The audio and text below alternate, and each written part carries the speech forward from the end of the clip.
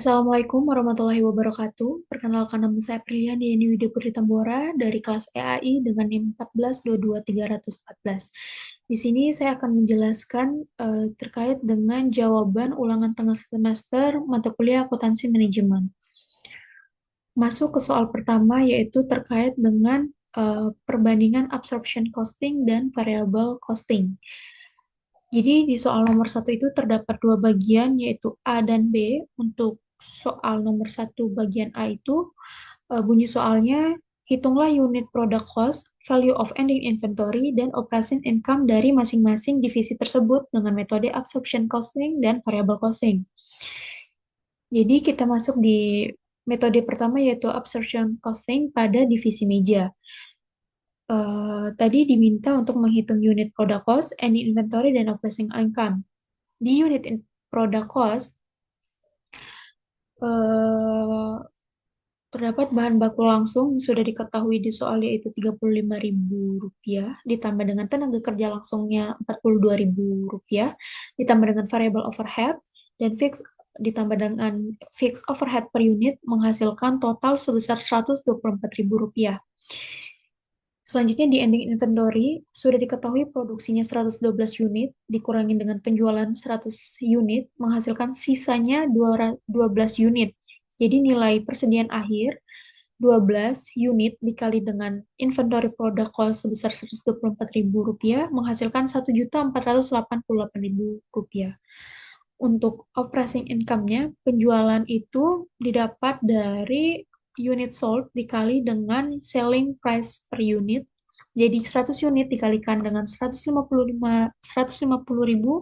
menghasilkan 15 juta. Untuk HPP-nya didapat dari unit sold dikali dengan unit product cost.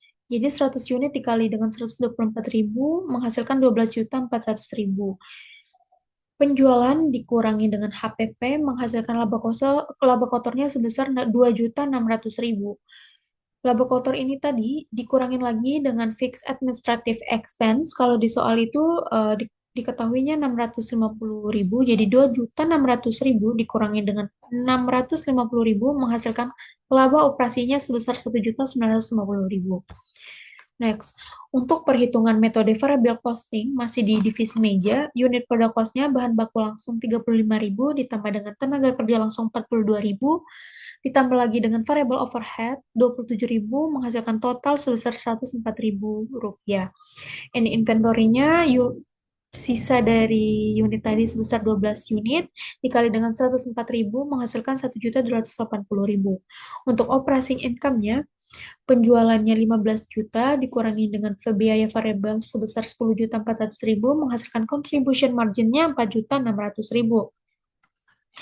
Lalu dikurangin dengan fixed overhead total sebesar 2.240.000 dikurangi lagi fixed adminnya 650.000 menghasilkan laba operasinya sebesar 1.710.000. Next. Masuk di divisi kursi pada metode absorption costing, unit product cost-nya bahan baku langsungnya 12.000, ditambah dengan tenaga kerja langsungnya 21.000, ditambah dengan variable overhead-nya 10.000, lalu ditambah lagi dengan fixed overhead-nya sebesar 9.000, menghasilkan total sebesar 52.000. Untuk ending inventory-nya, produksi dikurangin penjualan, jadi 215 unit dikurangin dengan 188 unit, menghasilkan sisanya itu 27 unit. Jadi nilai persediaan akhirnya 27 unit tadi dikalikan dengan 52.000 dari unit product cost-nya menghasilkan 1.404.000 rupiah.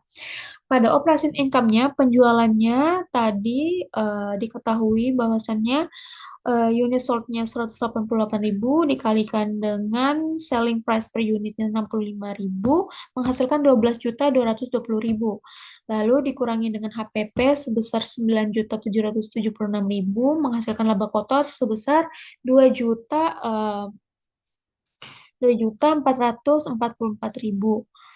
Lalu fixed administrative expense-nya dikurangin lagi dengan fixed administrative expense-nya sebesar 520.000 dari soal, menghasilkan laba operasi sebesar 1.924.000. Em, Next, untuk perhitungan menggunakan metode variable costing pada divisi kursi. Unit product cost-nya 12.000 ditambah dengan tenaga kerja langsungnya 21.000, lalu ditambah lagi variable overhead-nya 10.000 menghasilkan total sebesar 43.000. Untuk ending inventory-nya sisa dari unit tadi 27 unit dikali dengan 43.000 dari unit product cost menghasilkan 1.161.000 rupiah. Untuk operating income-nya penjualannya 12.220.000 dikurangi dengan biaya variabel sebesar 8.084.000 menghasilkan contribution margin-nya sebesar 4.136.000 lalu dikurangi lagi dengan fixed overhead total sebesar 1.935.000 dikurangi lagi biaya adminnya 525.000 menghasilkan laba operasi sebesar 1.681.000. Next. Hmm, Masuk di em, bagian B, masih di soal nomor 1. Bunyi soalnya, mengapa terdapat perbedaan laba operasi antara dua metode tersebut? Divisi mana yang paling menguntungkan berdasarkan masing-masing metode tersebut? Jadi pada metode absorption costing, sebagian biaya tetap dimasukkan ke dalam persediaan akhir, sehingga laba terlihat lebih besar jika produksi lebih besar dari penjualan. Sedangkan pada variable costing, semuanya biaya tetap langsung dibebankan ke periode berjalan. Sehingga laba bersihnya mencerminkan aktivitas penjualan. Jadi untuk divisi paling menguntungkan kalau berdasarkan absorption costing itu adalah divisi kursi sebesar 1.924.000. Dan kalau berdasarkan variable costing yaitu divisi meja sebesar 1.710.000. Next. Masuk di soal nomor 2 itu terdapat 3 bagian, yaitu A, B, C. Untuk bagian A, hitunglah average operating assets, margin, turnover, dan ROI dari masing-masing divisi. Oke, untuk kita masuk di divisi mejanya. Untuk average operating assets-nya itu hmm, rata-rata aset operasi sama dengan aset awal ditambah aset akhir lalu dibagi dua. Jadi 21.300.000 ditambah 23.500.000 dibagi dua menghasilkan 2.400.000 rupiah. Lalu untuk margin bagian absorption-nya laba operasi dibagi pendapatan, jadi 1.950.000 dibagi dengan 15 juta menghasilkan 13%. Lalu untuk margin bagian variabel sama laba operasi dibagi pendapatan, jadi 1.710.000 dibagi dengan 15 juta menghasilkan 11,4%. Untuk turnovernya sendiri, pendapatan dibagi dengan rata-rata aset. Jadi 15 juta dibagi dengan 22.400.000 menghasilkan 67%. Untuk ROI-nya yang bagian absorption, ROI sendiri itu dihitung dari margin dikali turnover. Jadi 13% dikali 67% menghasilkan 8,71%. Lalu di bagian variabelnya 11,4% dikali 67% itu menghasilkan 7,63%. Untuk di bagian divisi kursi, average operating asset-nya itu 17.200.000 ditambah dengan 19 juta dibagi 2 sama dengan 18.100.000. Lalu bagian marginnya itu margin absorption-nya yang bagian absorption maksud saya operating income dibagi revenue jadi 1.924.000 dibagi dengan 12 juta 210.000 maaf, sebenarnya 12.220.000, tapi di sini saya nulisnya 12.210.000. Yang benar 12.220.000 sama dengan 15,75%. Lalu di bagian variabelnya 1.681.000 dibagi dengan 12.220.000 menghasilkan 13.000,75%. Untuk turnovernya sendiri, revenue dibagi average assets yaitu 12.220.000 dibagi dengan 100.000 menghasilkan 67,51%. Untuk bagian ROI yang absorption, 15,75% tadi dikali dengan 67,51% menghasilkan 10,63%. Pada bagian variabel, 13,70%, 75% dikali dengan 67,51% sama dengan 9,28%.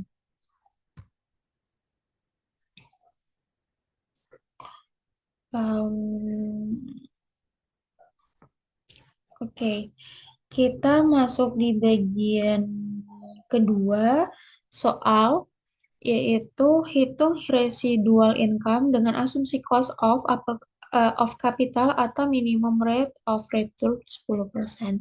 Jadi di sini saya menggunakan asumsi tingkat menggunakan asumsi yang minimum rate of return 10%. Untuk kita masuk ke divisi pertama, yaitu divisi meja. Untuk perhitungan residual income itu, laba operasi dikurangi dengan minimum rate dikalikan dengan rata-rata aset operasi. Jadi untuk bagian absorption-nya, residual income sama dengan 1.950.000 dikurangi dikurang lalu dikali dengan 10%. Maaf, 1.950.000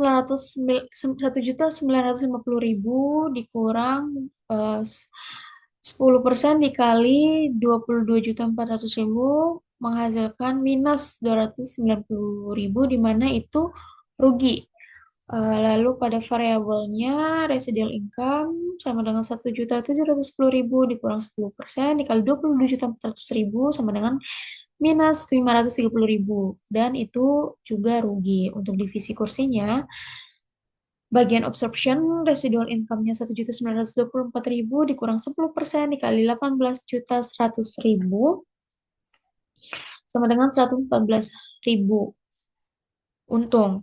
Lalu variabelnya residual income 1.681.000 dikurang 10% dikali 18.100.000 sama dengan 129.000 minus 129.000, yaitu rugi.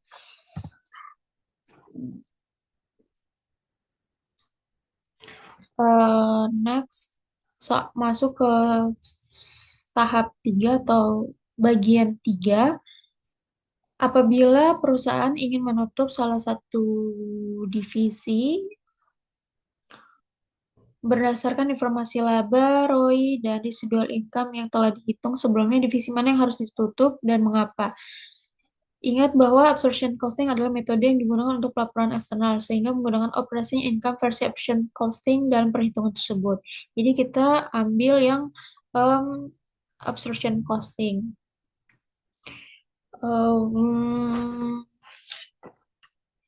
Jadi berdasarkan analisis tadi, bahwasanya pada divisi meja ROI-nya itu 8,71%, lebih rendah dari target 10%, dan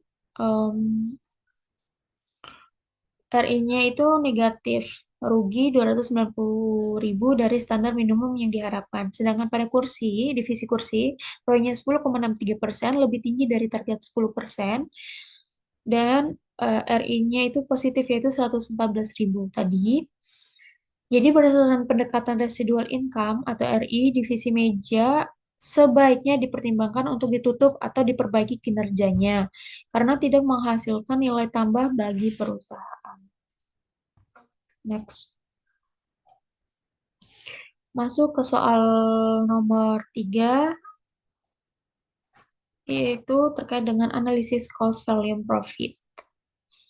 Soal nomor 3 ini terdapat 3 bagian juga, yaitu A, B, dan C. Pada bagian A, bunyi soalnya hitunglah contribution margin per unit dan break even point atau BEP-nya dalam unit dan rupiah untuk divisi meja. Gunakan unit produksi 112 unit untuk menghitung fixed overhead. Jadi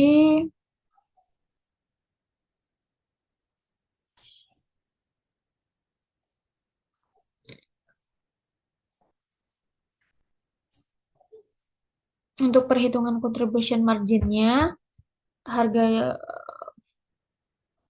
harga jual diketahui harga jual per unitnya 150.000.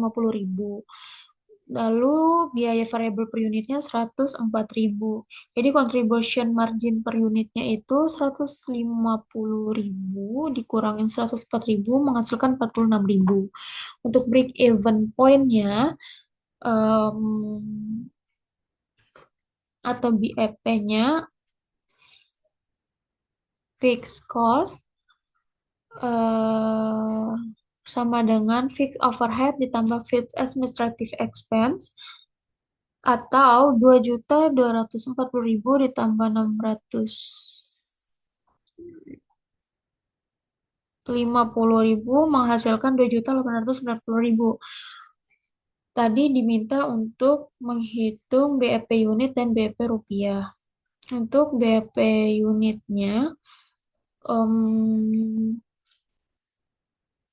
2 biaya tetap dibagi dengan contribution margin per unit. Jadi 2.890.000 dibagi dengan 46.000 sama dengan 63 unit.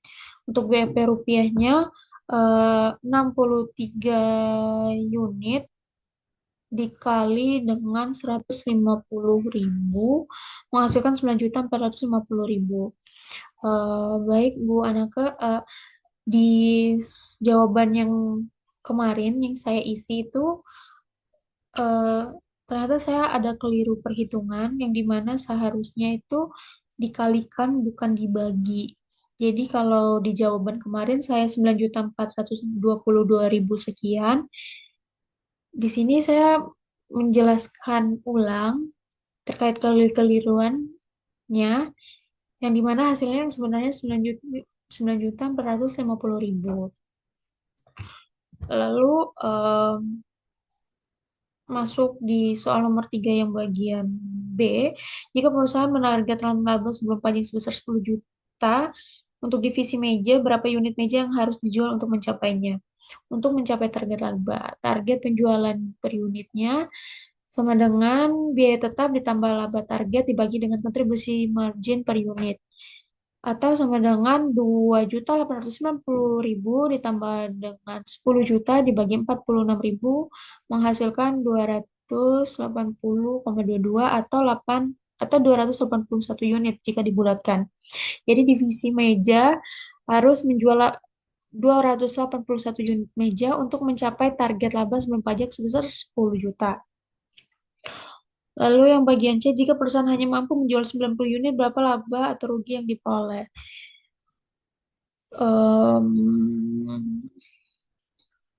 Untuk yang bagian C ini diketahui jumlah unit yang terjual 90 unit. Harga jual per unitnya 150, biaya variabel unitnya 104.000, kontribusi marginnya 46.000, dan fixed cost-nya 2.890. Untuk total kontribusi marginnya 90 dikali dengan 46.000 menghasilkan sebesar 4.140.000. Lalu untuk mengetahui laba atau ruginya 4.140.000 tadi dikurangi dengan fixed cost-nya sebesar 2.890.000 menghasilkan 1.250.000. Jadi jika perusahaan hanya menjual 90 unit meja saja, maka perusahaan masih memperoleh laba sebesar 1.250.000. Next. Masuk di soal nomor 4, keputusan taktis. PT Veteran mendapat dua tawaran pesanan khusus dari perusahaan lain. Tawaran satu adalah pesanan beratus unit kursi di harga 57.000 yang akan menimbulkan biaya tambahan sebesar 1 juta untuk membayar lembur karena kapasitas produksi kurang. Lalu pada tawaran kedua, pesanan 13 unit kursi di harga 54.000 namun tidak memerlukan biaya lembur tambahan karena masih dalam kapasitas produksi normal. Hitung dan bandingkan laba yang diperoleh dari dua pesanan khusus tersebut dan tentukan mana yang lebih menguntungkan untuk diambil perusahaan. Jadi diketahui direct materialnya tadi kan 12.000, direct labornya 21.000, variable overhead-nya 10.000, menghasilkan total 43.000. Untuk tawaran satunya diketahui jumlah unit 400, harga per unitnya 57.000 dan biaya lemburnya 1 juta. So, untuk tawaran satu, total revenue-nya 400 unit dikali 57.000 menghasilkan 22.800.000. Untuk total variable cost-nya 400 unit dikali 43.000 ini sama dengan 17.200.000. Lalu total biaya lemburnya, total biaya keseluruhan ditambah biaya lembur jadi 17.200.000 ditambah 1 juta sama dengan 18.200.000. Jadi laba bersihnya itu total 12, maaf, laba bersihnya 22.800.000 dikurangin 18.200.000 menghasilkan laba bersih sebesar 4.600.000. Untuk tawaran kedua, total revenue-nya itu 300 unit dikali 54.000 menghasilkan 16.200.000 rupiah. Lalu total variabelnya 12.900.000 dihasilkan dari 300 unit dikali 43.000 dan laba bersihnya itu eh, didapat dari 16.200.000 dikurang dengan 12.900.000 menghasilkan laba bersih sebesar 3.300.000. Jadi untuk tawaran satu memberikan laba lebih besar sebesar 4.600.000 dibandingkan tawaran dua 3.300.000 meskipun ada biaya lembur. Jadi tawaran satu tuh lebih menguntungkan untuk diambil oleh perusahaan.